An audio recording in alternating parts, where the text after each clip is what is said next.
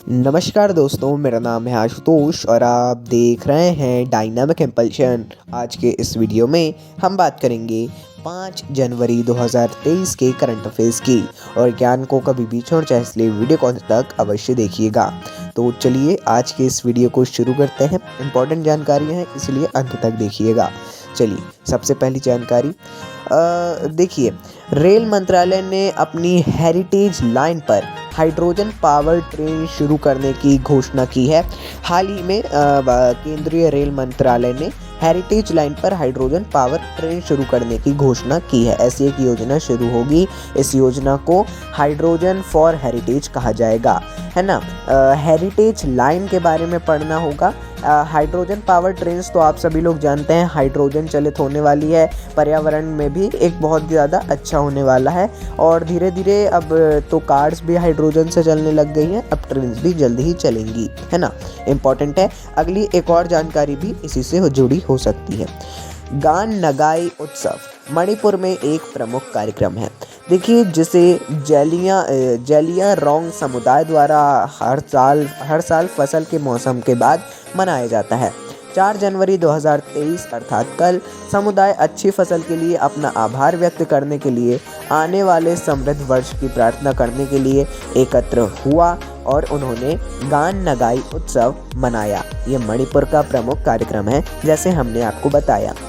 देखिए, इसकी जानकारी तो हम देते ही रहते हैं आपको। और अलग अलग जितने उत्सव होते हैं अलग अलग राज्यों में, उनकी आप एक लिस्ट अवश्य बना लीजिए। चलिए अगली जानकारी को देखते हैं। राष्ट्रपति श्रीमती द्रौपदी मुर्मू जी ने 18वें राष्ट्रीय स्काउट एंड गाइड जम्बूरी का उद्घाटन किया है। राष्ट्रपति मुर्मू ने राजस्थान के पाली जिले के रोहट में जम्बूरी का उद्घाटन किया है।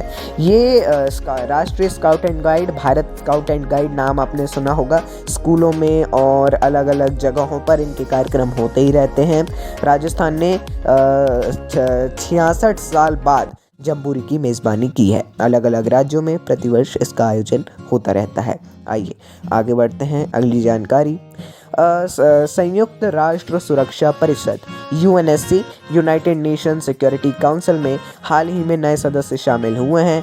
इक्वाडोर, जापान, माल्टा, मोजाम्बिक और स्विट्जरलैंड ने आधिकारिक तौर पर USSC के गैर स्थायी सदस्यों के रूप में अपना 2 साल का कार्यकाल शुरू किया है। हमने पहले जानकारी ली थी कि भारत भी जो गैर स्थायी सदस्य उनमें शामिल हुआ था, अब भारत हट गया है। जो 5 नवीनतम सदस्य जिनका नाम हमने बताया, भारत, आयरलैंड, केन्या, मैक्सिको और नॉर्वे की जगह ले रहे हैं। जैसा अभी बताया कि भारत हट गया है इस बार। 2 साल भारत ने भी 2 साल का कार्यकाल पूरा किया है ना। अच्छी बात है। इंपॉर्टेंट क्वेश्चन ये भी है। आप UNSC के बारे में थोड़ा अवश्य पढ़िएगा। आगे बढ़ते हैं। अगली जानकारी, प्रधानमंत्री नरेंद्र मोदी जी ने कोलकाता में डॉक्टर श्यामा प्रसाद मुखर्जी राष्ट्रीय जल और स्वच्छता संस्थान का उद्घाटन किया। ये जो राष्ट्रीय जल और स्वच्छता संस्थान है, इसके उद्घाटन के बाद drinking water quality issues and challenges एक दिवसीय राष्ट्रीय सम्मेलन का आयोजन भी किया गया, है ना। SPM निवास इसका शॉर्ट फॉर्म रखा गया है, श्यामा प्रसाद मुखर्जी। और उसके बाद तो आप इससे देख ही सकते हैं आसानी से, है ना। इसको याद रखिएगा। जो वर्तमान सरकार है, जब भी शॉर्ट फॉर्म थोड़ा ज़्यादा उसमें ध्यान देती है, शॉर्ट फॉर्म स्मार्ट हो गया, आयुष्मान भारत में हो गया ना, ऐसे पोषण, PM पोषण में शॉर्ट फॉर्म्स हैं, इनके फुल फॉर्म अवश्य आप लोग याद रखिए। आगे बढ़ते हैं। उत्तराखंड सरकार ने राजस्व पुलिस प्रणाली को समाप्त किया है। उत्तराखंड सरकार ने राज्य में राजस्व और पटवारी पुलिस व्यवस्था को समाप्त कर दिया है और सभी 1800 यहाँ के कुल राजस्व ग्राम अब नियमित पुलिस व्यवस्था के अधीन होंगे।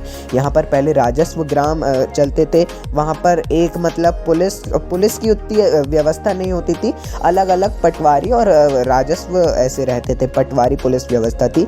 लेकिन अब समाप्त हो गया है और नियमित जैसे पूरे राज्य में एक ही पुलिस रहती है हर जगह पे, अधिकतर राज्यों में, उसी प्रकार यहाँ पर भी होगा। अच्छी बात है। आपको पढ़ना होगा कि इसमें क्या क्या एडवांटेजेस थे और डिसएडवांटेजेस थे। ये मैं आप लोगों को बिल्कुल इम्पोर्टेंट सजेस्ट करूँगा।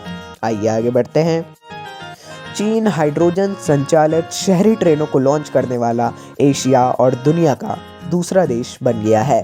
देखिए, जैसा हमने पहले जानकारी में बताया था, आगे आपको देखने मिलेगी एक जानकारी हाइड्रोजन से जुड़ी हुई अब आ गई है। हाइड्रोजन संचालित शहरी ट्रेनों, है ना, शहरी ट्रेनों अवश्य याद रखिएगा, ऐसा करने वाला एशिया का पहला और दुनिया का दूसरा देश बना है।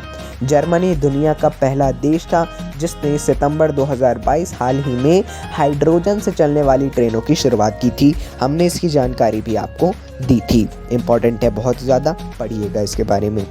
तो चलिए दोस्तों, आज के इस वीडियो को यहीं पे समाप्त करते हैं। ये थी अंतिम जानकारी। देखिए, आज के इस वीडियो में जानकारियाँ कम तो नहीं बोलूँगा, लेकिन हाँ पर्याप्त थी। जितनी इम्पोर्टेंट जानकारियाँ होती हैं हम उसी को लेकर चलते हैं, चाहे ज़्यादा हो या फिर कम हो, है ना। इस बात को आपको याद रखना है। ये मत देखिएगा कि केवल 8 या 9 आपने केवल इतनी जानकारियाँ ली हैं, ऐसा कुछ भी नहीं है। जितना आपके लेवल पे आपके लिए इम्पोर्टेंट होता है उतनी जानकारियाँ ही हम लेते हैं प्रतिदिन, और ज़्यादा भी आपको ना हो इसलिए एक लेवल से ज़्यादा भी नहीं लेते। नमस्कार, अगले वीडियो में मिलते हैं। नमस्कार, डायनामिक इम्पल्शन।